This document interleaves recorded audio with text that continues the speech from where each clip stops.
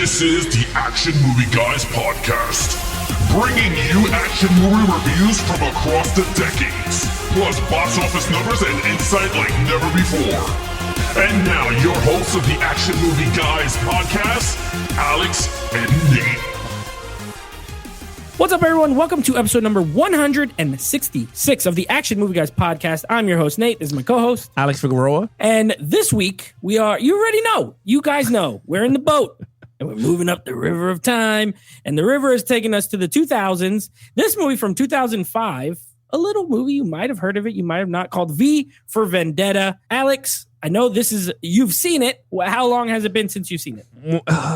You told me to pick it up on 4K. So whenever the 4K release was, that's the first time I ever watched it. I never seen it after that. A little over a year ago. Yeah. I actually bought this in 4K when it came out, but I have not this was my first time watching the 4K. But I saw this movie in the theater back in 2006. I've seen it multiple times. Just a little background. Of course, V for Vendetta, a comic book adaptation, a graphic novel written by Alan Moore. If you guys know Alan Moore, he also wrote Watchmen. So he does these kind of alternate reality, stories that are very political, he's a good writer. And of course, he hates when they adapt his movie. So you won't see his name anywhere on Watchmen in the movie. You won't see his name anywhere in the credits in this movie because he disowns anytime they try to make one of his books into a movie. Good for him. So yeah, little fun fact for you. So yeah, graphic novel, of course, the stars Hugo Weaving, Natalie Portman, John Hurt. A lot of stuff to talk about here. But before we do so, let's give you some Rotten Tomato scores. Now, these Rotten Tomato scores, I'll be honest with you, Alex, these are almost exactly what I imagined they might be when I went to go look it up to see what they were. So this has a 73% critic score. Good. It's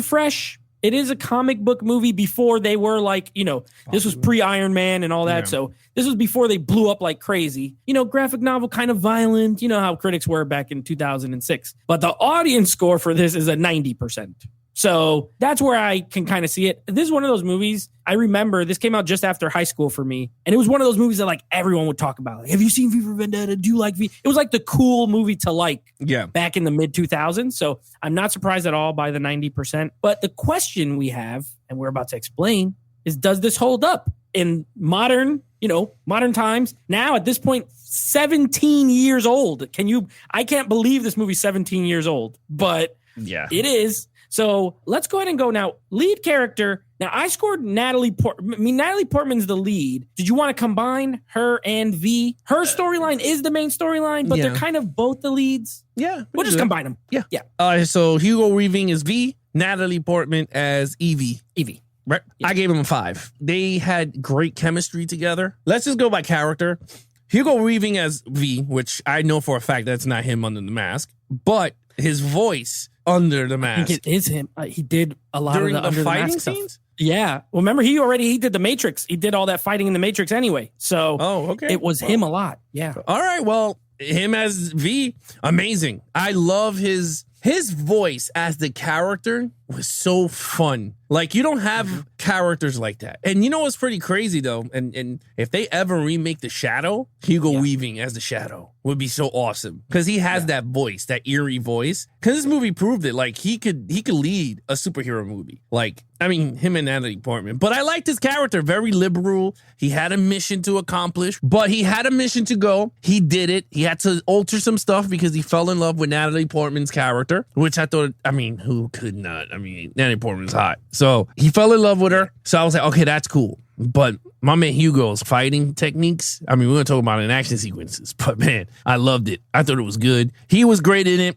Again, his morals to his revenge and liberal fighting and all this stuff with the government against John Hurt's character. I thought it was cool. I liked it. Very political movie. This movie is very political. So I gave him a 5. Natalie Portman was just cute. I love she was thrown into this whole mix and did not know what the hell was going on. But her story kind of tied into the V character. I guess her parents very and everything. Much. Yeah, so with that, I gave them a 5 together and Solo 5 across the board.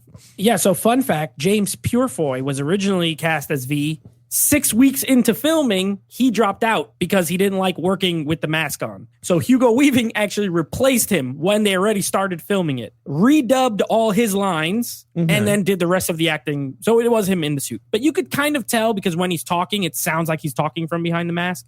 So yeah, he did it. Look, Hugo Weaving, you're right. His voice is just fantastic. He's great in the role. I love V. He's interesting for a one thing we talk about a lot of times when we're talking about lead characters, like backstories, and is it his backstory exists, but you still don't know any details about him, right? Like you don't know his real name. It's not V, obviously. That's just the number on the door of his cell in the in the hospital. He has amnesia. They explain in the backstory, so he doesn't remember where he came from. He doesn't remember if he has a family. He could have a wife and kids out there, so he does not know, right? And he's all burnt up, and he wears this costume, and first of all, visually, one of the coolest looking characters in, you show people that, they know exactly what movie that's from. It's awesome. So he's great. Natalie Portman, I've always loved Natalie Portman since I was a kid. I actually grew up with The Professional, and then of course she was in Heat, and then she was in Star Wars. When she was in The Phantom Menace, I was only 12. So I grew up watching Natalie Portman. I always loved her. I loved her in this.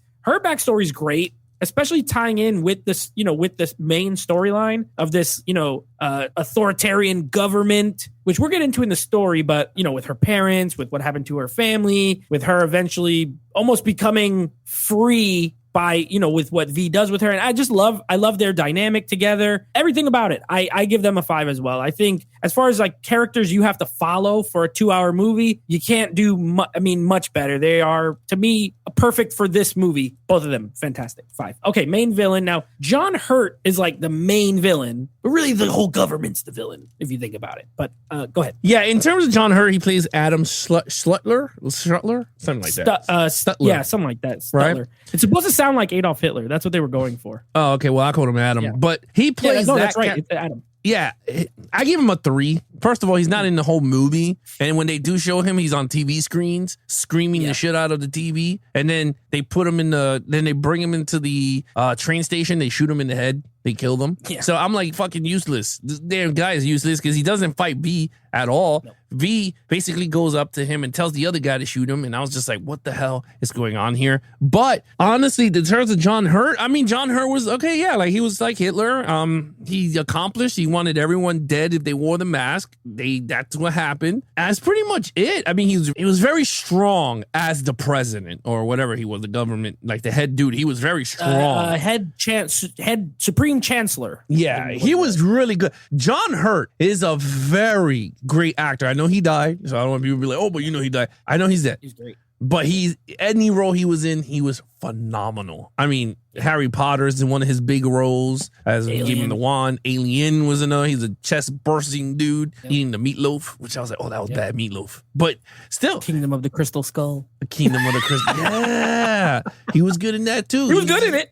He was good. But again, any role he touches, he was phenomenal, and he was great in this too. He was just he shined. So I think he was very great. So I gave him a 3. I thought he was good. I always love him in Hellboy 1 and 2. He's as who was he? Character. He was the dad, Hellboy's dad in the original Hellboy. Oh, really? The Ron Perlman one. Yeah, he's the guy who found him when he was a little kid. Look, John Hurt. This was interesting because this movie is heavily inspired by a lot of other properties. Of course, the parallels, in the movie, they talk about the Count of Monte Cristo, and there's a lot of parallels to that. But 1984, if you've ever seen 1984, an 80s sci-fi dystopian future, it's very similar. And the funny thing is that John Hurt is in that movie as the main character, and now he's the main villain in a very similar movie. So I thought that was kind of cool for them to cast John Hurt in that role. You know what I mean? It was neat. If you've seen 1984, it was a cool little twist. I agree with you in the sense that him as an individual, he's very good. The performance is very good. He's always on a big TV screen yelling at people. He does command the screen, though, when he is on there, when he's doing his speeches, and he's very good. I gave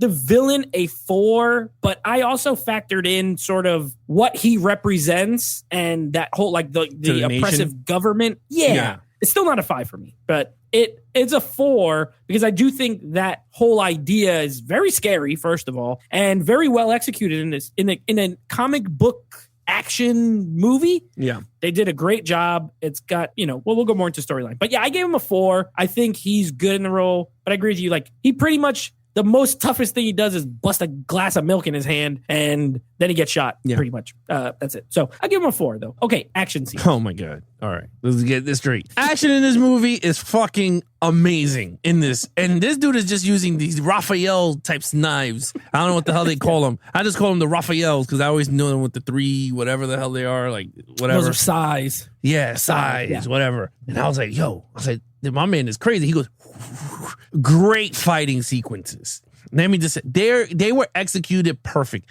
When they're in a news station and he's whooping those cops' asses, I said, phenomenal. When he was in that train scene, I said, that's it. When he's in super fast motion and he's getting shot up, I said, oh my God. I said, this is awesome. My man V is V for Van Damme because that's how he's good. He's Van Damme good. I liked him a lot, man. I gave it a 5. I think the fighting was awesome. You didn't get much fighting. I don't want people to be like, this is a straight out war movie or him superhero movie. It's not. But when the fighting happens and he has to do it, that's where I'm giving it a 5. I think I'm not going over the quantity on this one. I'm going for quality on this. And that's why I'm giving it a 5. Because the execution was perfect. It's not up the fucking face of the character. It is back, and you get to see everything executed gory with the slicing and dicing. And oh, man, I loved it. I thought it was really good, so I gave it a 5. Okay, fair. Not going to argue. One thing I'll say is, there's 3 fights in this whole movie. Yeah, there's 2 big explosions, right? Because he blows up the first tower early in the movie, and then he blows up the Parliament building. Other than that, there is 3 fights. There's the one in the alley in the beginning when he saves Evie. Short, but cool. Then you have the fight in the TV station. Also pretty short, but very, very cool. And then you have the last one where they all shoot him. And he's like, if I'm still standing at the end, then you're going to die. And then when he gets shot, he's just like, it's my turn. And he just goes nuts and starts killing everybody and blood splattering everywhere. You're right. I love the way it's shot. James McTeague directed this. Yeah. He's not done a lot of other stuff. I know he did Ninja Assassin later, but I'm surprised he didn't do more big movies, to be honest. Like, I like his style. I think his style is really good. I enjoy the action scenes in this. Because there's not a ton, I gave it a 4, mostly for the same reasons as you. I just have a different score. I thought the execution was great. Loved it. Every time he starts fighting people, I'm like, yes, this is awesome. But it's just 3 fights, really. And there's a lot of talking in this movie. So with that being said, I gave it a 4. You gave it a 5. Let's get into the talking and go into storyline. All right, so a storyline. I'm going to be 100% honest with you in this. At times, I was kind of lost. I didn't know what the hell was going on. And when Hugo is talking, it's very riddled speech. Very use a lot of alliteration. Yeah. And he's with the whole Monte Cristo, which I love the movie. I didn't see that version, but I saw the new one later on. Yeah, the remake. I thought that was good too. But in terms of the movie, I gave it a 3. Now, if I rewatch it again and put on the subtitles, then I'll understand what is going on. I'll give him maybe a higher score. But for right now, I gave it a 3. I know he was a liberal guy. I know he was trying to bring down the government. He wanted to set everyone free. I kind of get the gist of that's what the whole premise of the story was. He wanted to overthrow the government so everyone could be free and they could do whatever the hell they want. So that's where I got from it. Now, in terms of the director, I totally agree with you 100%. He reminds me of Zack Snyder when I saw this movie, but Zack Snyder's very comic book with the color grading and everything. But this reminded me a lot of Zack Snyder. Very stylized. Yes, very. And I agree with you. I like directors like this because you feel like you are reading like a graphic novel. Like Matt Reeves with Batman. That is such a graphic novel Batman on screen. Granted, it was like 3 hours long, but again, very style, like you said. But the actual movie itself, storyline, I thought it was good enough. I enjoyed for what I was watching, and I had kids screaming everywhere, so I should have just put the subtitles from the beginning. Yeah. But from what I gathered for the first 40 minutes, and then I finished it off when they went to sleep, I enjoyed it. I thought it was really good, and it got to the point, and I love it. The ending of him going with the train and basically did what his mission was. Everyone was free. And I thought that was pretty cool. They blew up the Big Ben building, was it? That was the Ben? The Parliament. Yeah, the Parliament building. That's like the iconic. I guess equivalent to in the U.S. of like, not the Pentagon, not the White House. Maybe Capitol? like the Capitol building. Yeah. Okay. Like yeah. I thought that was very iconic. That a whole blow up, the whole thing. So yeah, I gave it a 3 for good. All right, here's where we just differ a bit.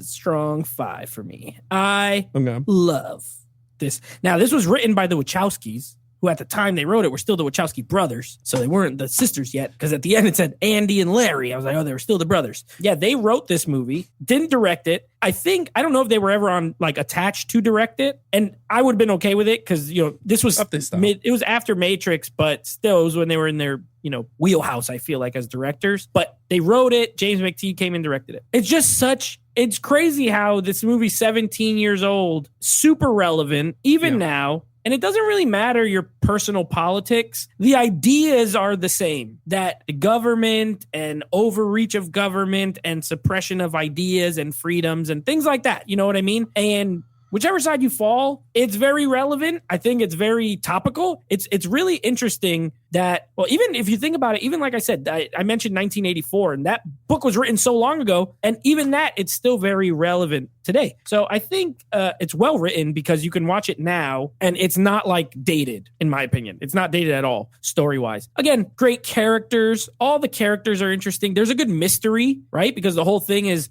you got the cop played by Stephen Ray, and he's trying to figure out, catch the terrorist, figure out who he is, what he's doing. You get little snippets of his backstory, what happened at the lab, the chemical weapons and all that kind of stuff. And then the letter. I love the scenes with the letters where Natalie Portman's reading the letters, and like it's a very well written, well thought out storyline that it doesn't have it's not full of holes. Everything makes sense. I agree with you. The dialogue could be much, especially from him, especially early when he's just doing like V words over and over and over. I would definitely suggest watching it again with subtitles just to make sure you get everything. But I mean, I could see where you're coming from, though. It's not like it is dense. There's a lot going on. So I love it. You liked it. I think you might like it a little more on a rewatch if you can get all the dialogue, but it is a dialogue heavy movie.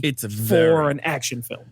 Honestly. For a comic book movie. It's a very yeah. I mean, there's a lot of it's really like, if you think about it, though, it's a graphic novel. The movie's 2 hours. It's like they got probably mostly everything in there. You know what I mean? Which that's going to require you to have a lot of dialogue. So 5 for me, 3 for you. Overall, I gave it a 4. I think with the storyline, the lead characters, Natalie Portman and Hugo Weaving as V and Evie, I think that's what drew me to the movie. And I love comic book movies that are very one-off, right? Like, just like when you read a comic book, you can just put it on. There's no sequels. It's not open for a sequel. There is nothing. And I love it. And that's the thing I like about graphic novels. And the way it's shot, it was amazing. The action sequences were great. Again, I have to rewatch it just for the text, just to just to get the storyline down pat again. But I do got the gist of it. But again, there was a lot of great imagery into the film that's very parallel to even the Casa Amontillado, Monte Cristo into the film. And I thought it worked great. John Hurt was really good. I mean, you can't say nothing with that. And then they had Stephen Ray. Yeah, he was great. Oh, yeah. He was really good. I mean, every time you see him on screen, he was great also. And then it has your boy, which I know you hated him in Underworld Awakening as the villain. Oh, the cop. That's Stephen Ray. Yeah. That's Stephen. You're talking about the other guy, Fry. Or something like that. Yeah, Stephen Fry. He's good. Yeah. He's good. Stephen Ray is, he was, I hated him in Underworld. He was okay in this. Yeah, he was all right. Yeah, he didn't do much either. I mean, no, he just always plays like a sad sack looking guy. A sad cop. That's why, he just looks like this. No matter what he does, he always looks like he's just trying to figure stuff out. Yeah, he's horrible. Look, I gave it a 4 overall. I think this is a great comic book movie. But 4. Yeah, and a little fun fact from our buddy Rob here: the action scenes were choreographed by David Leitch and Chad Stahelski, of course, directors of John Wick. So you remember they worked with the Wachowskis. They did a lot of the Matrix stuff, and it's no surprise Chad was Neo fighting. Yeah, exactly. Well, it's no surprise. I bet you there were some of these guards and stuff that were fighting in this movie too, because they were both stuntmen. So there you go. It's no wonder it's pretty awesome when they start fighting. Yeah, it's a 4.5 for me. It's not quite perfect. I do reserve my 5s. This is close. It's a 9. I always thought it's a 9 out of 10. 4.5. I love this movie. I don't watch it very often because I do like to space it out. And then when I watch it, it's like, oh, this is like watching it for the first time again. You know what I mean? Yeah. But I do enjoy it a lot. The performances are great. There's humor. There's great action. There's a good storyline for your brain. You know, like for a comic book movie, it definitely makes you use your brain, which I can appreciate. You know, it's not dumb. It's not big, loud, and dumb. That's one thing V for Vendetta is not. Also, one of the best food porn scenes ever when he's making the little egg in a basket in the bread. You ever ate that? Oh my. Yes, it's amazing, by the way. I cooked it after seeing this movie. You just got to cut a little hole in the bread. You put the egg in the pan, you butter the bread, and you just watch it. You just watch it go. It is so freaking good. Egg in a basket. It's fantastic. I love a good food scene in a movie. So yeah, it's great. I love this movie. So 4.5 for me, 4 for you. Okay, what is your total point? You want to hear something funny? An actual trivia thing? Yeah. So the domino scene where Hugo Weaving tips it over. Oh, the dominoes, yep. Right? The black and red dominoes to form the giant letter V involved 22,000 dominoes. Okay, it took 4 professional domino assemblers 200 hours to set it up just to do that one scene. Just to do that, flick it, and it does look cool. 200 hours? That's what, like a week? Gosh, that's 10 days. Took him 10 days to form the V. Yeah, for him to knock it over. That was awesome, though. Imagine if this shit didn't work. You back Imagine to I had to reset it up and film it again. It's like another 200 hours. I did not like this. We're going to go film some more scenes. You guys finished building the dominoes. Oh, my God. And it said the cast and crew were only allowed to shoot near the British Parliament and the clock tower from midnight, 4 a.m. from midnight to 4:30 a.m. And that makes sense. It all happens at night. Yeah. And they could only stop traffic for 4 minutes at a time. So they really filmed it in England. Hard. Pretty good. That must have been hard. But anyway, my total points was a 20 out of a 25. All right. 22.5 for your boy. 22.5. I love this film. I'm glad people voted for it because it's great. Yeah. So coming up next, of course, next James Bond movie, The Spy Who Loved Me, starring Roger Moore and some other people. I don't know. I haven't seen it. Hopefully not J.W. Peppa. And also our next 2000s movie. If you watched our recent episode about favorite movie quotes, I did quote this movie. It's a little movie, Russell Crowe, Gladiator from the year 2000. I think it was exactly in 2000. Just made the cut. We did Braveheart. Now we're doing Gladiator. I don't know. I think they always get lumped together because they always come out in like 2 packs and stuff like that because they're both from Paramount and you know what I mean? But I have not seen Gladiator in a long time. So I'm actually really looking forward to a rewatch of this one. Well, I'll say this. You don't got J.W. Pepper, but they introduced one of the best Bond henchmen. Ooh. Yeah. As long as it ain't J.W. Pepper from Louisiana Police Department. I don't want to see that guy ever again. No, it's the first time they introduced Jaws. Oh, okay. I don't know if you know who Jaws is. I played Jaws in GoldenEye. Yeah, so if you know that Jaws, this is the first time you get to see him on screen as Jaws. He's a big guy. Yeah, so there you have it. And then, of course, Gladiator, Russell Crowe. I haven't seen it. I've seen Joaquin it once. Phoenix. I haven't seen it in forever. Yeah, it's funny. Little funny thing is, I saw it for the first time on 4K. So this is the second time I watched the movie. Yeah. I think I saw this in high school, in summer school. I went to summer school my junior year. I think our teacher was just like, here, watch Gladiator. And I was like, this movie's awesome. And then I loved it. So yeah. So this is going to be the second time you're watching it. But other than that, if you guys want to follow us on our social media accounts, please follow Nate over on Instagram at Netflix Reviews. Check out the podcast with him and his friends called Netflix Movie Reviews. Anything action movie, guys, head over to youtube.com/Geeks and Flicks for the video version of the podcast. Now we have our official website at www.geeksandflicks.com where we have all the podcast, video, and audio there for you. And then, of course, we have merch. And, of course, if you want to join our Patreon, you can just go to the website also, www.geeksandflicks.com. Other than that, that's your host, Nate from Netflix Reviews. I'm his co-host, Alex Figueroa. Be awesome to each other and geek out.